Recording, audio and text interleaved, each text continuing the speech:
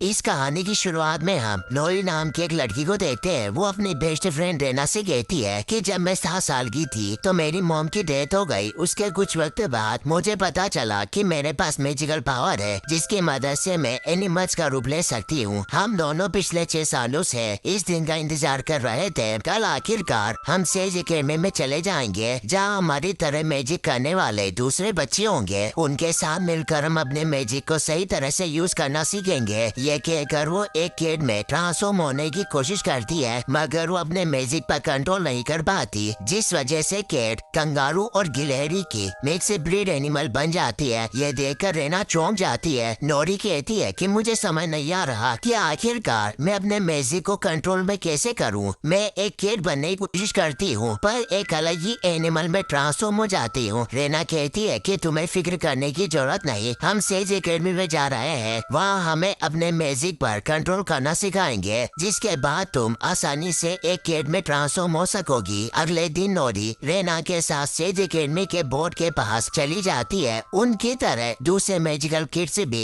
वहाँ आए थे। नोरी के डैड होरेस उसे कहते हैं कि तुम्हें घबराने की जरूरत नहीं, भले ही तुम्हारी मॉम मैजिक में अच्छी थी पर पहली बार एकेडमी ज्वाइन करते हुए वो भी काफी घबरा रही थी। मुझे पूरा भरोसा है कि तुम सब संभाल लोगी। नोरी से खुश हो जाती है। सब लोग सेज एकेडमी की बस का इंतजार कर रहे थे मगर वहाँ कोई बस नहीं आती और सेज एकेडमी का वर्कर बर्ड स्किरीफ उन्हें लेने के लिए आता है। नोरी और बाकी सब लोग अपने पेरेंट्स को गुड बाय बोलकर बर्ड के साथ जंगल में चले जाते हैं। रास्ते में नोरी एंड्रेंस से बात करने की कोशिश करती है पर एंड्रेंस उसकी बातों का कोई जवाब नहीं देता। कुछ वक्त में वो सब एक रूट गेट के पास पहुँच जाते हैं। जैसे ही बर्ड रूट गेट के अंदर जाता है वो वहाँ से गायब हो जाता है। ये देखकर सारे बच्चे डर जाते हैं। रेना भी काफी डर रही थी। नोरी उसे कहती है कि मैं जानती हूँ कि शुरुआत में हमारे लिए ये सब चीजें काफी अच्छी और डरावनी होगी पर तुम्हें फिक्र करने की जरूरत नहीं है। अगर हम साथ रहे तो किसी भी परेशानी को पार कर सकते हैं। ये कहकर नोरी रेना का हाथ पकड़कर रूट गेट के अंदर चली जाती है जिसकी मदद से वो सेज एकेडमी में पहुँच जाती है। बाकी बच्चे भी उनके पीछे एकेडमी में आ जाते हैं। वहाँ बहुत सारे स्टूडेंट्स अपने मैजिक का यूज कर रहे थे। उन्हें देखकर नोरी और बाकी सारे बच्चे खुश हो जाते हैं। सेज एकेडमी की हेड मास्टर मिस नाइट सिलिंगर वहाँ आती है। वो बताती है कि तुम सबको मैजिकल टैलेंट गिफ्ट में मिला है और तुम उसका सही इस्तेमाल सीखने के लिए सेज एकेडमी में आए हो, इसीलिए तुम्हें एकेडमी के सेज वे को फॉलो करना होगा। सेज एकेडमी में स्टूडेंट्स के मैजिक के हिसाब से उनके लिए 5 डिविजन्स बनाए गए हैं। फर्स्ट फजीज जो एनिमल्स से बात कर सकते हैं। सेकंड फिलिकर्स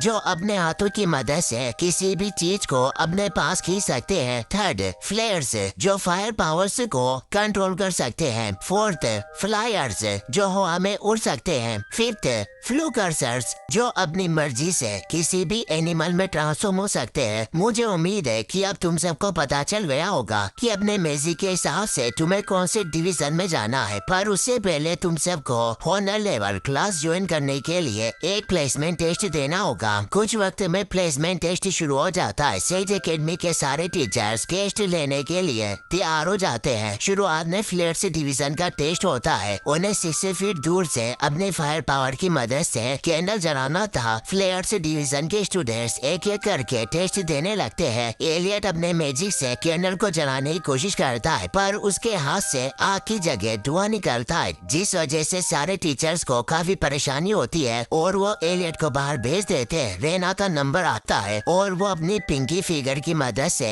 कैंडल को जला देती है। यह देखकर नाइट सिलिंगर और बाकी टीचर्स खुश होते हैं। अगला टेस्ट फजी डिवीजन के स्टूडेंट्स का था। उन्हें एक डॉग से उनका नाम और दूसरी चीजों के बारे में पूछना था। फिलिकर्स डिवीजन के स्टूडेंट्स को अपने मैजिक की मदद से वास को अपनी तरफ खींचना था पर पेपर वास को अपने तरफ खींचने के बजाय गलती से टीचर्स की तरफ फेंक देती है, जिस वजह से टीचर्स काफी नाराज होते हैं। फ्लायर्स डिवीजन के स्टूडेंट्स को 3 मीटर ऊपर उड़ना था। एंडेस अपना बैग उतार देता है जिस वजह से हॉल की छत के बराबर पहुंच जाता है। वो उड़ जरूर सकता था पर उसे नहीं बताता कि जमीन पर वापस कैसे आते हैं, इसीलिए बर्ड सीढ़ियों की मदद से उसे नीचे उतारता है। फ्लक्सर डिवीजन के स्टूडेंट्स को 6 सेकंड तक केट के रूप में रहना था। नोरी एक केट में बदल जाती है पर अचानक उसके पंख निकल आते हैं। वो केट और ड्रैगन की मिक्स बर्ड एनिमल बन जाती है। यह देखकर नाइट सिलिंगर जरा भी खुश नहीं होती। कुछ वक्त में टेस्ट पूरा हो जाता जाता है। नाइट सिलिंगर सारे स्टूडेंट्स को बताती है कि तुम्हारी मैजिक पावर्स को देखकर हमने फैसला कर लिया कि तुम्हें कौन सी क्लास में भेजना चाहिए। तुम अपने कार्ड पर देख सकती हो कि तुम्हें कौन सी क्लास ज्वाइन करनी है। रेना को हॉनर फ्लेयर क्लास ज्वाइन करने का मौका मिलता है, जबकि नोरी को UDM यानी अपसाइड डाउन मैजिक डिवीजन में जाना था। टीचर से स्टूडेंट्स को अपने साथ लेकर जाने लगते हैं, पर नाइट सिलिंगर नोरी को UDM की तरफ भेज देती है। UDM बोर्ड को देखते हुए नोरी एक बंकर के पास पहुंचती है। वहाँ उसे बर्न मिलता है जो उसे अपनी क्लास में लेकर जाता है। वहाँ एलियट, एंड्रेस और पेपर पहले से मौजूद थे। बर्न नोरी से कहता है कि एलियट अपनी बॉडी से आग नहीं बल्कि धुआं निकालता है। पेपर चीजों को अपनी तरफ खींचने की बजाय उन्हें दूर फेंकती है और एंड्रेस अगर एक बार उड़ने लगे तो अपनी मर्जी से जमीन पर नहीं आ सकता। तुम्हें किड बनने के लिए कहा गया, पर तुम एक हाइब्रिड एनिमल में ट्रांसफॉर्म हो गई। तुम्हारा मैजिक खराब है, इसीलिए तुम्हें अपसाइड डाउन मैजिक डिवीजन में भेजा गया। हम यहाँ नॉर्मल स्कूल की तरह से पढ़ाई करेंगे, यहाँ तुम्हें कोई मैजिक के बारे में नहीं सिखाएगा। ये सुनकर नोरी और उसके क्लासमेट्स हैरान हो जाते हैं। नोरी बर्ड से मैजिक के बारे में पूछने लगती है। तभी नाइट सिलिंगर वहाँ आती है। वो कहती है कि तुम चारों का मैजिक खराब है और तुम कभी भी उसे ठीक नहीं कर सकते। तुम्हें तब तक UDM में रहना होगा जब तक तुम्हारा मैजिक पूरी तरह से खत्म नहीं हो जाता। उसके बाद तुम दोबारा अपनी दुनिया में वापस जा सकोगे। नोरी कहती है कि मेरा मानना है कि हम अपने मैजिक को सही तरह से इस्तेमाल कर सकते हैं, आपको बस हमें सिखाने की जरूरत है। आप इस तरह हमारे सपनों को नहीं तोड़ सकते। नाइट सिलिंगर एक बुक दिखाकर बताती है कि सन 1939 से पहले सेज एकेडमी में UDM नहीं था। वह रेजिनल्ड रॉबर्ट नाम के स्टूडेंट की वजह से UDM को बनाना पड़ा। रेजिनल्ड रॉबर्ट एक फ्लेयर था, पर वो सिर्फ अपने पिछवाड़े से आग निकाल सकता था, जिस वजह से सारे स्टूडेंट्स उसका मजाक उड़ाते। पर उसके इस उल्टे मैजिक की वजह से वो डार्क शेडो मैजिक का होस्ट बन गया और वो एक बुरा जादूगर बना। उसके मॉन्स्टर फॉर्म के साथ वो भी कहीं गायब हो गया। डार्क शेडो मैजिक बिना ह्यूमन होस्ट के काम नहीं करता और तुम सभी UDM स्टूडेंट उसका एकमात्र टारगेट हो। जैसे इस शेप में क्रैक पड़ने के बाद ये सड़ना स्टार्ट कर देता है, वैसे ही तुम भी इस क्रैक पड़े शेप की तरह हो। अगर तुम्हारा मैजिक खत्म नहीं किया गया तो शेडो मैजिक तुम्हें जकड़ लेगा। इसीलिए अब तुम इसी बंकर में रहोगे और जादू का अभ्यास कभी नहीं करोगे, जिससे कुछ ही सालों में तुम्हारा जादू मर जाएगा, क्योंकि जादू हमारे मसल्स की तरह होता है जिनका इस्तेमाल न करने पर वो खत्म हो जाते हैं। पर अगर तुम्हारा जादू खत्म नहीं हुआ और तुम सभी शेडो मैजिक के कंट्रोल में आ गए तो मुझे डर है कि हम सबकी जान खतरे में पड़ जाएगी। ये कहकर नाइट सिलिंगर वहाँ से चली जाती है। नोरी को बहुत ही बुरा लगता है। उसके सारे सपने मानो टूट से गए थे, पर फिर भी वो हार नहीं मानना चाहती। वो ठान लेती है कि कुछ भी करके अपने मैजिक को परफेक्ट बनाकर रहेगी। दूसरी तरफ रहना बाकी फ्लेयर्स स्टूडेंट्स के साथ हॉनर क्लास ज्वाइन कर लेती है। प्रोफेसर आर्गन उन्हें बताती है कि कुछ हफ्तों बाद सेज एकेडमी का एनुअल फाउंडर्स डे है, जिसमें हर डिवीजन के स्टूडेंट को अपने मैजिको डिवीजन को रिप्रेजेंट करने का मौका मिलेगा।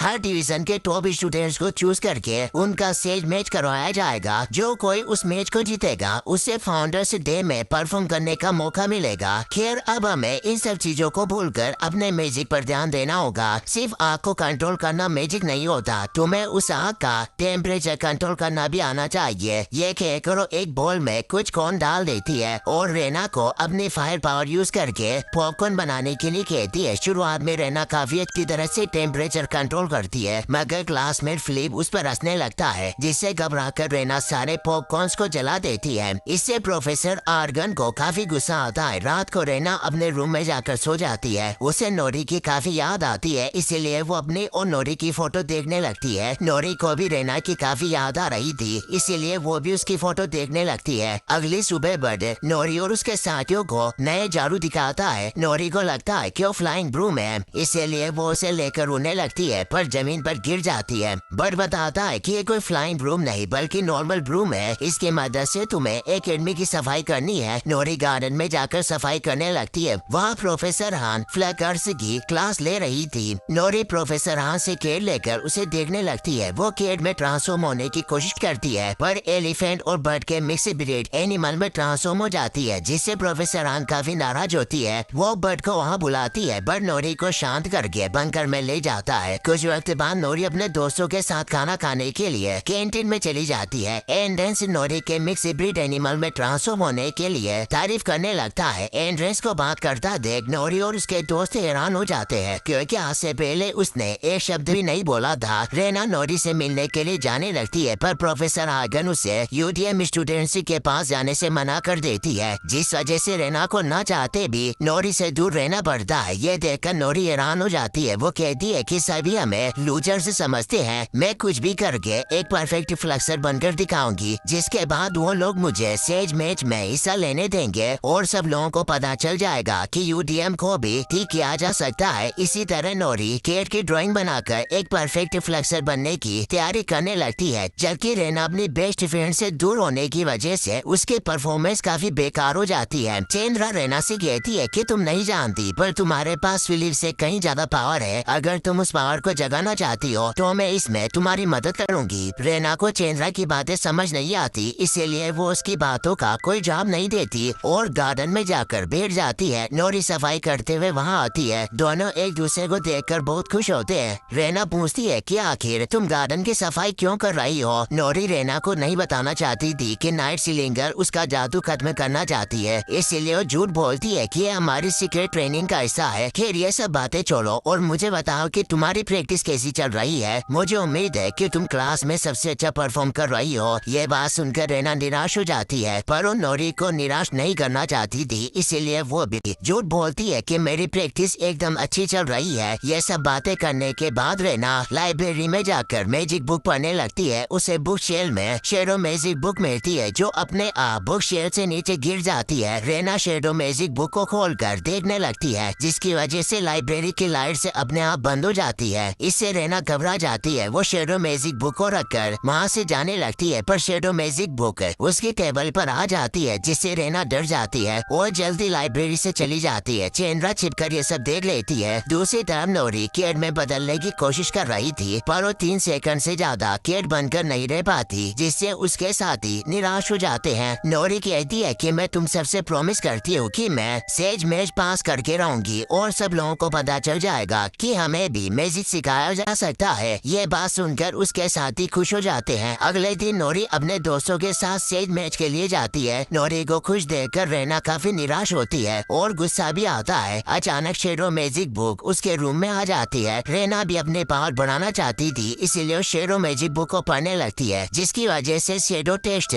उसकी बॉडी में चले जाते हैं और वो जमीन पर गिर जाती है। रेना सेज मैच के लिए जाती है। उसका मैच फिलिप के साथ था। दोनों को पॉपकॉर्न बनाने थे। शेडो मैजिक बुक की मदद से रेना की पावर काफी बढ़ जाती है और वो तुरंत पॉपकॉर्न बना देती है। प्रोफेसर आर्गन पॉपकॉर्न चेक करके रेना को विनर बना देती है। नोरी वहाँ आती है। वो नाइट सिलिंगर से कहती है कि आपको लगता है कि मैं किसी काम की नहीं हूँ और कभी भी मैजिक नहीं सीख सकती, पर मुझे ऐसा नहीं लगता। आप मुझे बस एक मौका दीजिए। ये कहकर एक केट में ट्रांसफॉर्म हो जाती है, मगर वो 3 सेकंड तक भी केट बनकर नहीं रह पाती और एक मिक्स ब्रीड एनिमल में बदल जाती है। उसे शांत करने के लिए रेना फायर ट्रिक का यूज करने लगती है, मगर उसकी पावर काफी ज्यादा बढ़ गई थी। वो गलती से एक फायर बॉल से नोरी पर अटैक कर देती है, जिसकी वजह से नोरी दूर जाकर गिरती है और वो नॉर्मल हो जाती है। नाइट सिलिंगर बर्ड से कहती है कि अगर दोबारा कोई यूडीएम स्टूडेंट मैजिक का यूज करते हुए देखा गया तो मैं यूडीएम को बैन कर दूंगी, उसके बाद तुम कुछ नहीं कर पाओगे। इस बात से निराश होकर बर्ड नोरी और उसके साथियों को लेकर बंकर में आ जाता है। नोरी के साथी उससे नाराज थे, क्योंकि उन्हें लग रहा था कि नोरी स्टेज में जीत जाएगी, पर ऐसा कुछ नहीं होता, बल्कि उसकी वजह से उन्हें नाइट सिलिंगर की डांट सुननी पड़ती है। नोरी और उसके साथियों को निराश और उदास देखकर बर्ड को काफी बुरा लगता है। वो उन्हें जंगल में लेकर जाता है और कहता है कि इन सब चीजों में नोरी की कोई गलती नहीं, वो बस दूसरे लोगों की तरह अपने मैजिक को कंट्रोल करना चाहती थी। मेरा काम तुम जैसे स्टूडेंट्स को मैजिक करने से रोकना है, पर मुझे ये चीज बिल्कुल भी पसंद नहीं। मैं चाहता हूँ कि तुम अपने सपने पूरे करो। तुम सोच रहे होंगे कि अगर मुझे इस चीज से नफरत है तो मैं काम क्यों कर रहा हूँ। मेरे पैदा होने के बाद से ही मेरे पेरेंट्स ने मुझे अकेला छोड़ दिया। बचपन से सेज एकेडमी ने मेरा ध्यान रखा। मैं यहाँ से कहीं नहीं जा सकता, इसीलिए ना चाहते हुए भी मुझे यूटीएम डिवीजन को संभालना पड़ा, मगर आज मैं नोरी की वजह से इस काम को छोड़ रहा हूँ। सेज एकेडमी ने अपनी मर्जी से अपसाइड डाउन मैजिक को बनाया है, पर ऐसी कोई चीज नहीं होती। हर शख्स के म्यूजिक करने का अपना तरीका होता है। तुम्हें बस अपने म्यूजिक को समझकर उस पर कंट्रोल करने की जरूरत है। उसके बाद इस चीज से कोई फर्क नहीं पड़ेगा कि तुम्हारा म्यूजिक कैसा है। ये कहकर वो गाना गाने लगता है, जिसकी वजह से बहुत सारे एनिमल्स उसके पास आ जाते हैं। ये देखकर नोरी और उसके साथी हैरान हो जाते हैं। उन्हें समझ में आ जाता है कि बर्ड एक फजी है। बस एनिमल से सिर्फ उसके गाना गाने पर ही उसकी बात सुनते हैं। बर्ड कहता है कि आज हम सब आराम करेंगे और कल से मैं तुम सबको अपने म्यूजिक पर कंट्रोल करना सिखाऊंगा। ये सब बातें सुनकर नोरी रेना से मिलने के लिए जाती है। स्टेज मैच खत्म होने के बाद रेना अपने रूम में आती है। चंद्रा पहले से वहाँ थी और उसके हाथों में शेडो मैजिक बुक थी, जिसे देखकर रेना चौंक जाती है। वो पूछती है कि आखिर ये किस तरह की बुक है। इसकी वजह से आज मैं अपनी बेस्ट फ्रेंड को जान से मारने वाली थी। चंद्रा कहती है कि ये बहुत ही खास बुक है, इसकी मदद से तुम अपनी पावर बढ़ा सकती हो, पर तुमने सिर्फ एक स्किल को बनाने के बारे में सोचा, जिस वजह से तुम्हारे साथ ये सब हुआ। इससे रेना को काफी गुस्सा आता है। वो चंद्रा को शेडो मैजिक बुक देकर अपने रूम से बाहर निकाल देती है, पर फिर भी शेडो मैजिक बुक उसकी टेबल पर आ जाती है। तभी नोरी वहाँ आती है। रेना को लगता है कि चंद्रा दोबारा आ चुकी है, इसीलिए वो नोरी पर गुस्सा करने लगती है। पर नोरी को देखकर वो उससे माफी मांगकर गले लगाती है। नोरी रूम के अंदर जाने लगती है, पर रूम में शेडो मैजिक बुक पड़ी थी, जिस वजह से रेना नोरी को अंदर नहीं आने देती और गेट बंद कर लेती है। इससे नोरी हैरान हो जाती है, पर उसे कुछ समझ नहीं आता कि रेना ऐसा बर्ताव क्यों कर रही है। अगले दिन नोरी और उसके साथी बट के साथ मिलकर ट्रेनिंग करने लगते हैं। बट कहता है कि तुम्हें उस चीज की प्रैक्टिस नहीं करनी है जिसे तुम नहीं कर सकते, तुम्हें उस चीज की प्रैक्टिस करनी है जिसे तुम सही तरीके से करना चाहते हो। इस तरह तुम्हें अपने म्यूजिक पर कंट्रोल मिलेगा। ये कहकर वो एंड्रेस को एक रस्सी से बांध देता है और उसका बैग उतार देता है, जिस वजह से एंड्रेस तेजी से आसमान में चला जाता है। एंड्रेस को लग रहा था कि वो स्पेस में पहुंच जाएगा, पर वो एक पेड़ जितनी हाइट पर रहता है, जिससे उसे काफी खुशी होती है। बट उसे रस्सी की मदद से नीचे उतार लेता है। लगातार ट्रेनिंग करने से पेपर और एलियट अपने म्यूजिक को कंट्रोल करना सीख जाते हैं। बट नोरी से उन्हें मिक्स ब्रीड एनिमल्स की शेप की प्लांट कटिंग करवाता है, जिसमें नोरी ट्रांसफॉर्म होती है। वो कहता है कि अगर तुम सही तरह से ग्रास कटिंग करोगी तो तुम्हें इस मिक्स ब्रीड एनिमल्स की हर एक डिटेल के बारे में पता चलेगा, जिसकी मदद से तुम आसानी से इनमें ट्रांसफॉर्म हो सकोगी। ये सब बातें सुनकर नोरी ग्रास कटिंग करने लगती है। कुछ दिनों तक लगातार कटिंग करने के बाद उसे एनिमल्स की सारी डिटेल से पता चल जाती है, जिसकी मदद से वो उन एनिमल्स में ट्रांसफॉर्म होना सीख जाती है। चंद्रा दोबारा रेना के पास आकर उसे शेडो मैजिक बुक पढ़ने के लिए कहती है, जिससे रेना को काफी गुस्सा आता है और वो चिल्लाकर चंद्रा को अपने से दूर जाने के लिए कहते हैं। ये देखकर उसके क्लासमेट्स हैरान हो जाते हैं। वो पूछते हैं कि आखिर तुम अकेली किससे बातें कर रही हो। चंद्रा रेना से कहती है कि मैं तुम्हें बताना भूल गई थी, पर तुम्हारे अलावा मुझे कोई नहीं देख सकता। ये सुनकर रेना के होश उड़ जाते हैं। वो बहुत ही ज्यादा डर जाती है और अपनी रूम की तरफ जाती है। नोरी उसे ढूंढते हुए फ्लेयर्स डिवीजन के स्टूडेंट के पास आती है। फ्लेयर्स नोरी को रेना के रूम की तरफ भेज देते हैं। चंद्रा रेना को रूम में जाने से रोक लेती है। वो कहती है कि तुम बिल्कुल रेजिनाल्ड की तरह हो। उसे भी ऐसा ही लगता था कि वो कमजोर है, पर वो बहुत पावरफुल था। तुम उससे भी ज्यादा पावरफुल हो। तुम दूसरे लोगों की तरह नहीं बल्कि एकदम परफेक्ट हो। ये बात सुनकर रेना मुस्कुराने लगती है। चंद्रा कहती है कि मैं जानती हूँ कि तुम इन सब चीजों से थक चुकी हो, इसलिए अब तुम्हें शेडो मैजिक को अपनाना ही होगा। इससे तुम्हारी पूरी पावर अनलॉक हो जाएगी और सब लोग तुम्हारी इज्जत करेंगे। रेना को शेडो मैजिक के बारे में कुछ नहीं पता था, इसीलिए खुशी खुशी चंद्रा की बात मान जाती है। तभी नोरी वहाँ आती है, मगर इतने वक्त में शेडो मैजिक ने रेना की बॉडी को अपने कंट्रोल में कर लिया था। नोरी रेना को समझाने की कोशिश करती है, पर शेडो मैजिक के काबू में होने से रेना उसकी बातों पर ध्यान नहीं देती और उस पर अटैक करने लगती है। इससे नोरी बहुत ही ज्यादा डर जाती है। वो बर्ड के पास जाकर उसे सारी चीजें बता देती है, जिससे बर्ड और नोरी के साथी घबरा जाते हैं। नोरी कहती है कि रेना के अंदर मौजूद शेडो मैजिक सेज एकेडमी को बर्बाद करने की बात कर रहा था। इसका मतलब वो कल फाउंडर्स डे पर हमला करेगा। बर्ड कहता है कि तुम्हारी हरकतों की वजह से नाइट सिलिंगर भी हमारी बातों पर भरोसा नहीं करेगी, इसीलिए आज रात हम कुछ नहीं करेंगे। हमें कल सुबह साथ मिलकर शेडो मैजिक को रोकना होगा। अगले दिन फाउंडर्स डे का सेलिब्रेशन शुरू हो जाता है। नाइट सिलिंगर रेना को परफॉर्म करने के लिए बुलाती है। रेना एक बहुत बड़ी फायर बॉल बनाती है और उसकी शेडो की मदद से शेडो मैजिक उसकी बॉडी में आ जाता है। शेडो को देखकर सब लोग डर जाते हैं। प्रोफेसर अपने स्टूडेंट्स के साथ मिलकर शेडो को रोकने की कोशिश करते हैं, पर इससे कोई फायदा नहीं होता, बल्कि और शेडोज बन जाती है। तभी बर्ड नोरी और उसके साथियों को लेकर वहाँ आ जाता है। पेपर अपने मैजिक की मदद से सारी शेडो को जोड़कर एक बना देती है। एलियट हर तरफ स्मोक कर देता है जिस वजह से शेडो कुछ देख नहीं पाती। एंडर शेडो के आसपास उड़कर उसका ध्यान भटकाता है। इतने वक्त में नोरी ड्रैगन और कैट के मिक्स ब्रीड एनिमल ड्रीटन में ट्रांसफॉर्म हो जाती है। वो शेडो के आसपास उड़ने लगती है जिसकी वजह से शेडो जमीन पर गिर जाता है। सारे स्टूडेंट शेडो पर अटैक करने के लिए आने लगते हैं मगर नोरी उन्हें डराकर दूर कर देती है क्योंकि वो नहीं चाहती थी कि शेडो को मारते हुए रेना को चोट लगे। नोरी अपने इंसानी रूप में आ जाती है। इसका फायदा उठाकर शेडो नोरी पर अटैक करने लगता है लेकिन तभी रेना अपने इस स्पार्कल फायर बोल्ट से शेडो पर अटैक कर देती है जिसकी वजह से शेडो पूरी तरह से बर्बाद हो जाता है और रेना एकदम ठीक हो जाती है। रेना को सही सलामत देखकर नोरी बहुत खुश होती है और उसे गले लगाती है। ये सब होने के बाद नाइट सिलिंगर यूडीएम डिवीजन को बंद कर देती है। वो नोरी और उसके साथियों को उनके मैजिक के हिसाब से क्लास में भेज देती है जबकि बर्ड एक फजी प्रोफेसर बन जाता है। सभी अब काफी खुश थे और रियल मैजिक सीख रहे थे मगर शेडो बुक अभी भी पूरी तरह से डिस्ट्रॉय नहीं होती। उसमें अभी भी शेडो मैजिक रहता है। वीडियो पसंद आया हो तो लाइक कर देना और अपने दोस्तों के साथ शेयर करना।